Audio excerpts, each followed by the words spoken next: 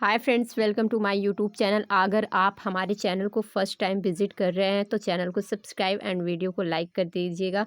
तो चलिए हम इसमें, जैसे कि हमारा जो रीट एग्ज़ाम हुआ था 28 फरवरी को एंड 27 फरवरी को, तो इन टोटल हमारा 3 शिफ्ट में हुआ था। टोटल हमारा कितने शिफ्ट में हुआ था फ्रेंड्स? टोटल हमारा 3 शिफ्ट में हुआ था। 3 शिफ्ट में हुआ था, ये एग्ज़ाम कंप्लीट कराया गया था। लेवल 1 जो एग्ज़ाम हुआ था ये हमारा एक ही शिफ्ट में कंप्लीट हुआ था, और जो लेवल 2 का एग्ज़ाम था ये हमारा 2 शिफ्ट में कंप्लीट हुआ था।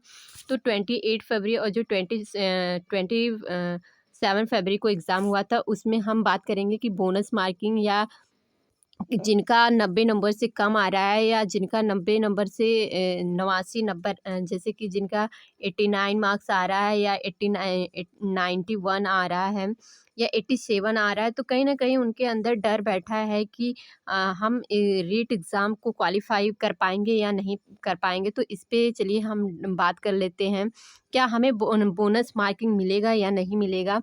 तो अगर देखा जाए फ्रेंड्स, जो हमारा लेवल 1 का पेपर हुआ था 27 फरवरी को, तो इसमें तो नॉर्मलाइजेशन नहीं होगा, क्योंकि इसमें ठीक ठाक लेवल पूछा था। एंड लेवल 2 की बात करें जो सेकंड एंड थर्ड शिफ्ट में हुआ था, तो उसमें जो सीडीपी का लेवल था कहीं ना कहीं ठीक ठाक था। लेवल जो था ठीक ठाक था, और इसके बारे में हम बात करेंगे। जैसे देखिए, जो पेपर का हमारा नेचर था, जो क्वेश्चन पेपर का जो नेचर था वो कहीं ना कहीं सेम रखा गया था। जैसे कुछ क्वेश्चन थे, तो जैसे हमारा हिंदी का ही पोर्शन उठा लीजिए, जैसे समाज से क्वेश्चन आए थे, तो कहीं ना कहीं शिफ्ट 1 और शिफ्ट 2 में भी आए थे, एंड शिफ्ट थर्ड में भी आए थे। तो इसलिए क्वेश्चन पेपर का जो नेचर था सेम था।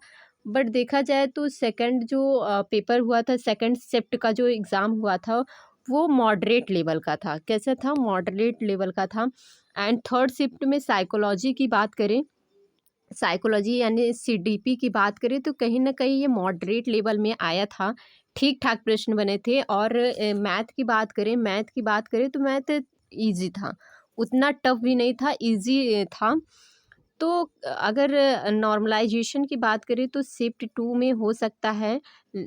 शिफ्ट 2 यानी लेवल 2, जो थर्ड और सेकंड शिफ्ट में हुआ है हमारा लेवल 2 का एग्ज़ाम, तो इसमें नॉर्मलाइजेशन हो सकता है। और नॉर्मलाइजेशन या बोनस मार्किंग ज़्यादा से ज़्यादा कितना हो सकता है, ये बात करेंगे। तो ज़्यादा से ज़्यादा हमारा कितना हो सकता है, 2 या 1 नंबर का हो सकता है। कितना हो सकता है फ्रेंड्स? 2 या 1 नंबर का। अब इसमें एक कम भी हो सकता है, एक ज़्यादा भी हो सकता है, मैं एग्जैक्ट नहीं बता पाऊंगी।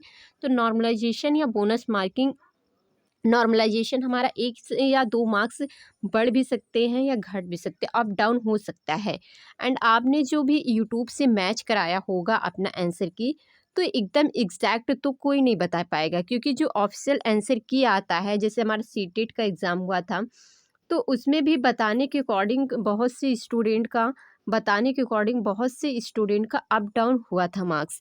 तो चलिए हम आगे बोनस मार्किंग की बातें करते हैं। बोनस मार्किंग की बात करें तो जैसे कि अगर बोनस मार्किंग की बात की जाए तो कितना मिल सकता है। जैसे अगर देखिए हमारा, मान लीजिए कोई क्वेश्चन है, उसमें ए भी मान लेता है हमारा, जो राजस्थान टेट हुआ है, उसमें मान लीजिए कोई क्वेश्चन है, ए भी सही हो सकता है, बी भी सही हो सकता है, सी भी सही हो सकता है। तो अगर किसी स्टूडेंट ने ए टिक किया है, या किसी स्टूडेंट ने बी टिक किया है, या किसी स्टूडेंट ने सी टिक किया है, तो इसमें देखिए बोनस मार्किंग मिलने के चांसेस हो जाते हैं, बन जाते हैं। अगर जिसने डी टिक किया है उसे तो बोनस मार्किंग नहीं मिलने वाले हैं। अगर इन तीनों में से मैं फॉर एग्जांपल बता रही हूँ ऐसा, अगर इन तीनों में से कोई भी टिक किया है तो इसमें बोनस मार्किंग इस तरह मिलेंगे, अगर तीनों वो सही मान रहा है ऑफिशियल आंसर की में, तो यहाँ से हमारी बोनस मार्किंग बन जाती है। इस तरह हमें बोनस मार्क मिलते हैं। याद रखिए, इस तरह हमें बोनस मार्क मिलते हैं। तो बोनस मार्क भी हमें मिलने के जो चांसेस है वो भी 2 से 3 मार्क्स के हैं, ज़्यादा से ज़्यादा नहीं।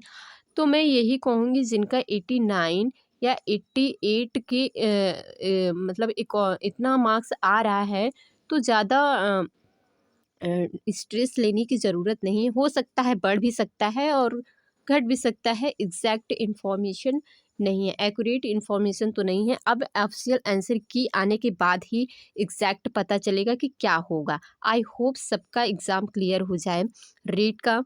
ताकि वो आगे रीट मीन्स का एग्ज़ाम हो उसमें वो फॉर्म को अप्लाई कर पाएँ, उसमें फॉर्म को वो अप्लाई कर पाएँ।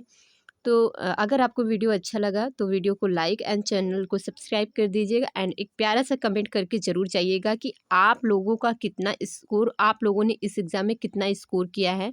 And thanks for watching my videos.